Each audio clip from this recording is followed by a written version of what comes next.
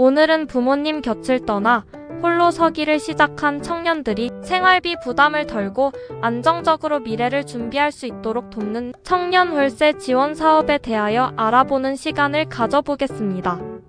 가장 먼저 청년 월세 지원 사업이 정확히 무엇인지 살펴보면, 경제적 자립 기반이 약한 저소득 청년층의 생활비 부담을 실질적으로 덜어주기 위해 정부가 한시적으로 시행하는 복지 사업이라 할 수 있습니다.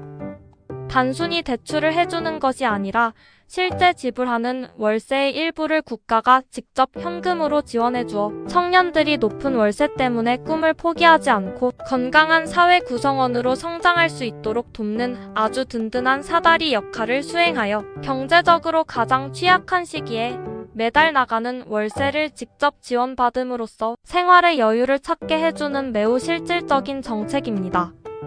과거에는 지자체별로 각기 다르게 운영되던 월세 지원 사업들이 있었지만, 전국 단위의 청년들이 공평한 혜택을 누릴 수 있도록 국가 차원의 통합된 지원이 필요하다는 목소리가 커지며 본격적으로 시작되었습니다.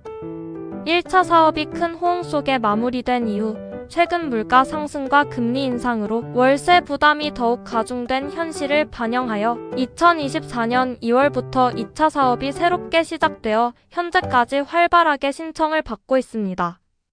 특히 과거보다 거주 요건과 소득 기준이 청년들의 현실에 맞게 꾸준히 개선되어 왔으며, 더 많은 청년이 혜택을 볼 수 있도록 지원 기간과 대상 범위가 점진적으로 확대되어 온 과정을 거쳐 지금의 모습에 이르렀습니다.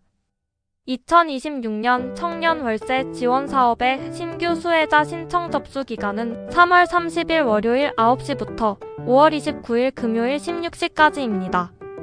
국토교통부에서 주관하는 전국 단위의 청년 월세 지원은 보증금 8천만 원 이하, 동시에 월세 60만 원 이하인 집에 거주하는 무주택 청년들이 대상입니다.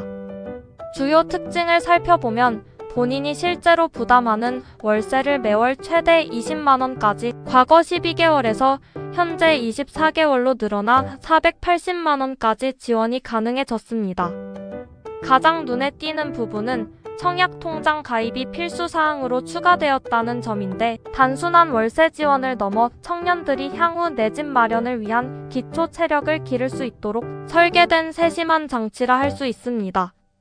주소지 관할 주민센터를 직접 방문하거나 온라인 복지로 사이트를 통해 신청할 수 있으며, 한번 선정되면 매달 정해진 날짜에 본인 명의의 계좌로 지원금이 입금됩니다.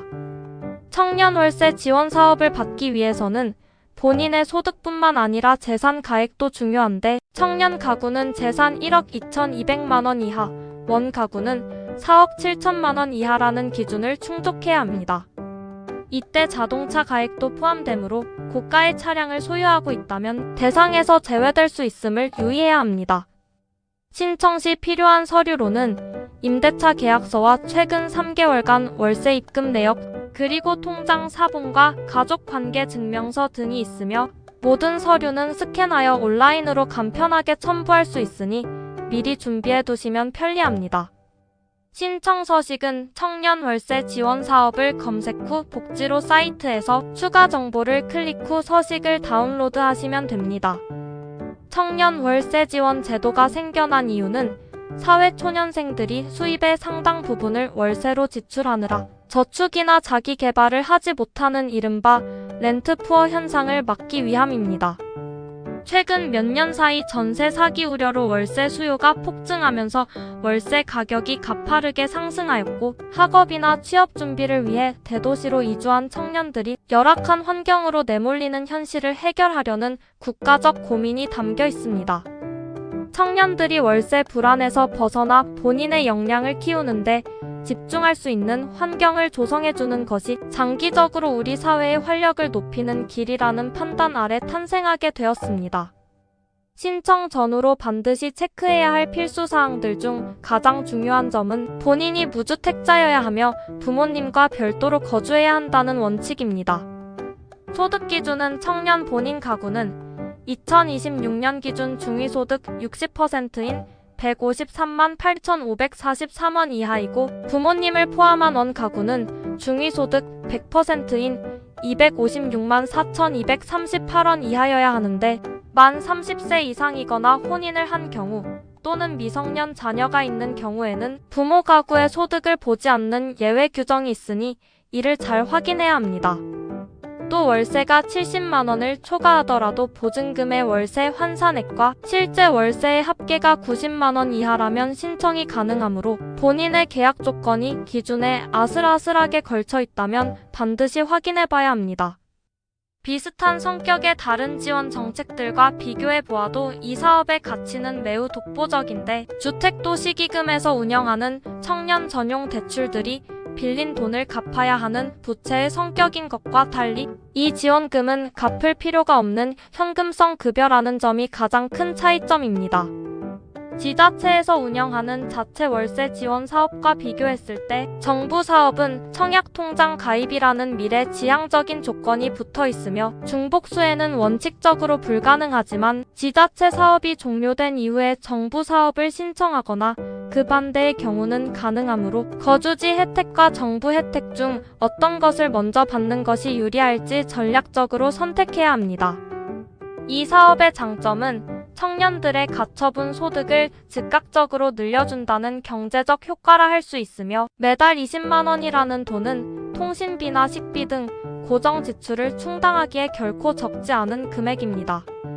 월세 부담이 줄어들면 그만큼의 여유 자금을 청년도약 계좌나 청년내일 저축계좌 같은 자산 형성 상품에 투자할 수 있어 결과적으로 주거 안정과 자산 축적이라는 두 마리 토끼를 동시에 잡는 선순환 구조를 만들어줍니다.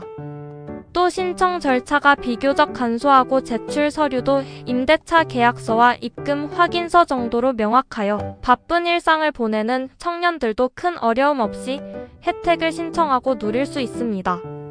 물론 단점이나 우려되는 부분도 꼼꼼히 체크해야 하는데 가장 큰 제약은 역시 생애 단 한 번만 받을 수 있다는 한시성입니다. 24개월이라는 지원 기간이 지나면 다시 본인이 모든 월세를 부담해야 하므로 지원을 받는 동안 꾸준히 자립 기반을 닦아두어야 합니다. 또 소득과 재산 기준이 상당히 엄격하게 적용되어 부모님의 재산이나 차량 가액이 기준을 조금만 초과해도 탈락할 수 있으며 반전세나 하숙집 같은 특수한 거주 형태의 경우 증빙 서류를 갖추는 과정이 다소 복잡할 수 있다는 점도 미리 인지해야 합니다.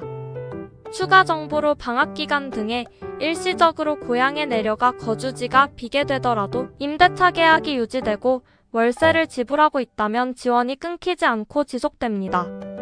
또 군 입대 등으로 인해 거주지를 이전하게 되는 경우에는 잠시 지원을 중단했다가 제대 후 요건을 갖추어 다시 신청하면 남은 기간만큼 추가로 지원을 받을 수 있는 유연성도 갖추고 있습니다.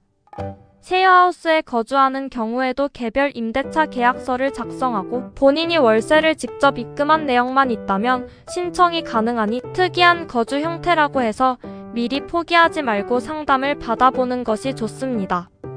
만약 지원금을 받는 도중에 이사를 하게 된다면 반드시 거주지 변경 신고를 해야 하며 새로운 집이 지원 요건인 보증금과 월세 기준 금액 이하를 충족한다면 남은 기간만큼 계속해서 지원을 받을 수 있습니다. 다만 전입신고를 하지 않거나 거주하지 않으면서 지원금을 받는 행위는 부정수급으로 간주되어 지급된 금액의 배 이상을 토해내야 할 뿐만 아니라 법적 처벌을 받을 수도 있으니 정직하게 제도를 이용해야 합니다. 궁금한 점이 있다면 주소지 관할 주민센터나 보건복지상담센터 129번으로 전화하시면 상세한 안내를 받으실 수 있습니다. 정부는 앞으로도 청년들의 주거 안정을 위해 월세 지원뿐만 아니라 전세 사기 예방 교육과 법률 상담 서비스도 확대할 계획입니다. 청년들이 월세를 내는 단계에서 멈추지 않고 스스로의 집을 가질 수 있는 꿈을 꿀 수 있도록 다양한 금융 상품과 정책을 연결하는 통합 플랫폼 구축에도 힘을 쏟고 있습니다. 지원금 20만 원이 누군가에게는 한 달 식비가 될 수도 있고 누군가에게는 미래를 위한 적금 통장의 첫 입금액이 될 수도 있습니다. 이 소중한 기회를 놓치지 말고 꼭 활용하여 여러분의 삶에 작은 여유와 희망이 생겨나길 진심으로 바랍니다. 청년 시기의 인연은 인생 전체를 결정지을 수 있는 매우 중요한 시간이며 월세 걱정 없이 본인의 꿈을 향해 달릴 수 있는 환경을 만드는 좋은 기회가 될 수 있습니다. 오늘 알려드린 정보를 토대로 신청 자격을 꼼꼼히 확인해 보시고 청년 월세 지원 사업이라는 든든한 보호막 아래서 더욱 높이 비상하시길 응원하겠습니다. 오늘 제가 준비한 정보는 여기까지입니다. 작은 정보지만 여러분의 하루를 조금 더 편리하게 만들었으면 하는 바람을 끝으로 다음에도 더 유익한 이야기로 찾아오겠습니다. 나가시기 전에 영상이 도움이 되셨다면 화면 하단에 좋아요 눌러주시고 저희 채널의 새로운 일상 정보와 꿀팁이 궁금하시다면 구독 버튼도 부탁드립니다. 시청해주셔서 진심으로 감사합니다.